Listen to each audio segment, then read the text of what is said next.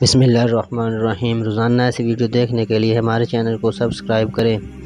ایک مرتبہ ابو لہب کے بیٹے عتیبہ نے بارگاہ نبوت میں گستاخی کی، یہاں تک کہ بدزبانی کرتے ہوئے حضور رحمت للعالمین صلی اللہ علیہ وسلم پر جھپٹ پڑا اور آپ کے مقدس پیراہن کو پھاڑ ڈالا۔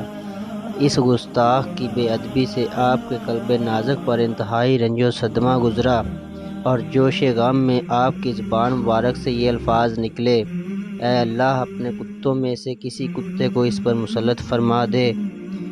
چنانچہ جب ابو لہب اور عتیبہ دونوں تجارت کے لیے ایک قافلے کے ساتھ ملک شام گئے تو رات کے وقت مقام زرقہ میں ایک راہب کے پاس ٹھہرے۔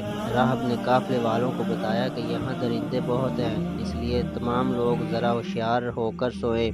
یہ سن کر ابو لہب نے قافلے والوں سے کہا کہ اے لوگو، محمد صلی اللہ علیہ وسلم نے میرے بیٹے عتیبہ کے لیے ہلاکت کی دعا کی ہے، لہذا تم لوگ تمام تجارتی سامانوں کو اکٹھا کر کے اس کے اوپر عتیبہ کا بستر لگا دو اور سب لوگ اس کے ارد گرد سو جاؤ تاکہ میرا بیٹا درندوں کے حملے سے محفوظ رہے۔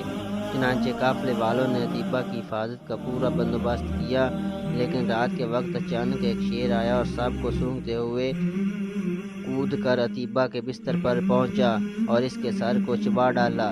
لوگوں نے شیر کو تلاش کیا مگر کچھ بھی پتہ نہیں چل سکا کہ یہ شیر کہاں سے آیا تھا اور کدھر چلا گیا۔ اللہ پاک حضور سید عالم صلی اللہ علیہ وسلم کے گستاخوں کو نیست و نابود کرے۔ اگر ہماری ویڈیو اچھی لگی تو سبسکرائب لازمی کریں۔